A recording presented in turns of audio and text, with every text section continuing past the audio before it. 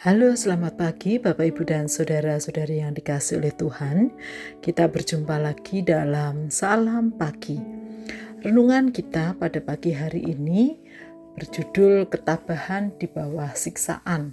Sebuah kesaksian dari seorang Ursula dari Essen, Maastricht tahun 1570. Di abad ke-16, para hakim di Eropa memerintahkan secara rutin agar hukuman siksa diterapkan dalam kasus-kasus kriminal. Orang-orang Anabaptis dan kelompok lain yang memiliki keyakinan agama yang berbeda tidak dapat perlakuan yang berbeda. Penyiksaan tidak hanya berdasarkan hukum Romawi dan prosedur pengadilan saja, tetapi juga berdasarkan harapan yang wajar. Bahkan pelaku kriminal mau mengatakan yang sesungguhnya kalau mereka disiksa. Namun demikian, dalam banyak kasus yang melibatkan orang-orang Anabaptis, setelah pengadilan menginterogasi seorang tahanan Anabaptis tanpa melakukan siksaan dan mencatat seluruh jawabannya, para petugas penjara tetap melakukan penyiksaan dan meminta orang-orang terpidana itu menegaskan kembali kebenaran dari kesaksiannya sebelumnya, atau memberi keterangan tambahan dari yang sebelumnya telah diberikan. Sedikit saja kaum Anabaptis yang pernah mengubah cerita mereka atau memberi keterangan tambahan di bawah ancaman penyiksaan.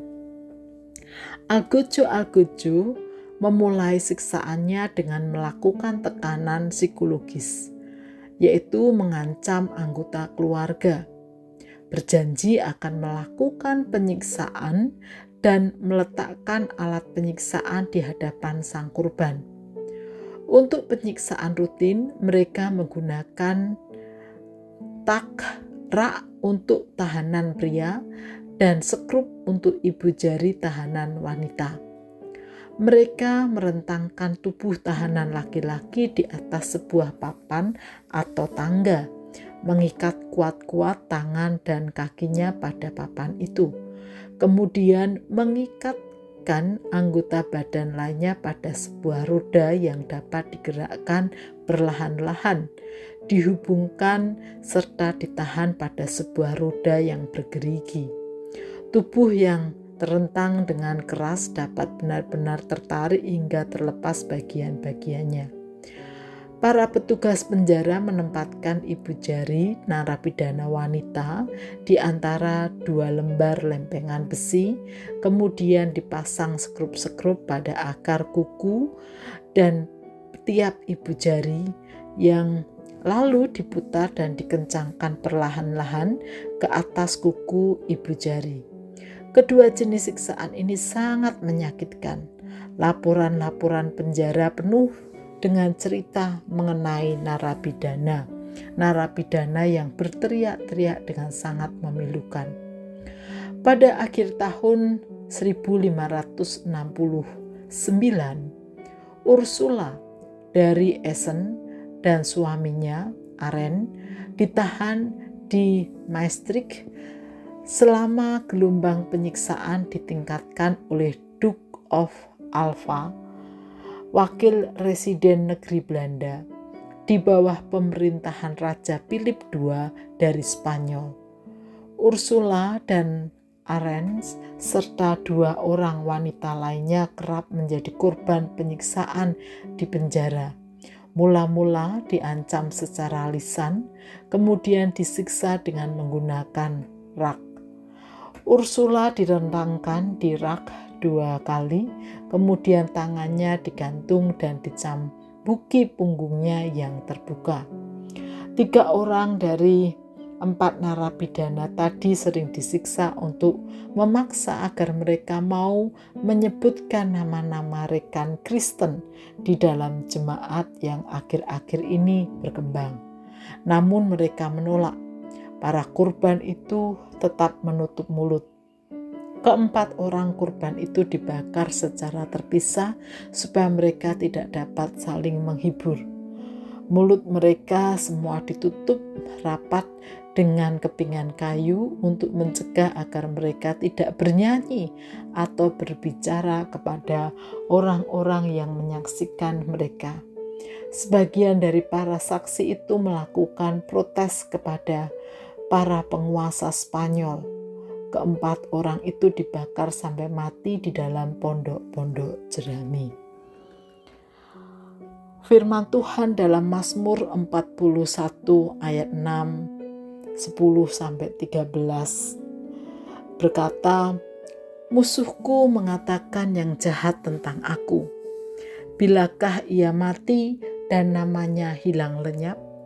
Bahkan sahabat karibku yang kupercayai, yang makan rotiku, telah mengangkat tumitnya terhadap aku.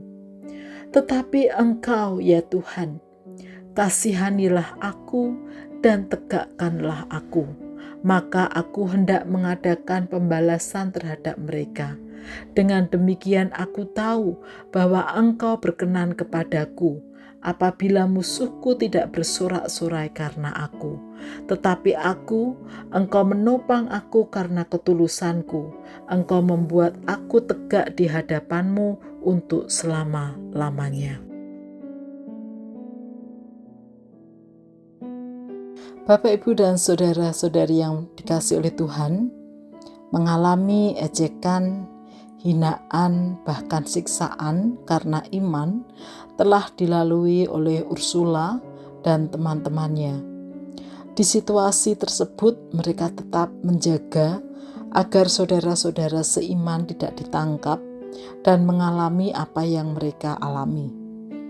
Kisah ini menggambarkan tentang ketabahan iman sekaligus kepedulian untuk saling jaga dengan saudara-saudara seiman meskipun situasinya sulit.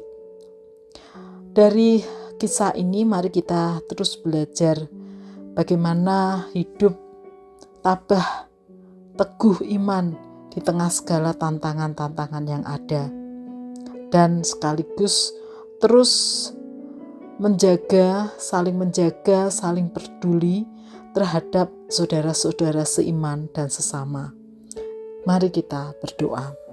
Tuhan, kadang hal atau hidup yang kami jalani tidak mudah, apalagi di tengah tantangan-tantangan iman di masa kini juga.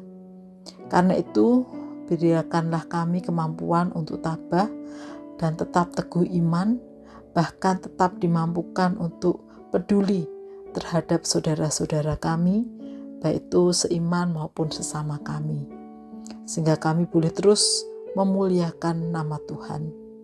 Di dalam nama Tuhan Yesus kami berdoa dan mengucap syukur. Amin.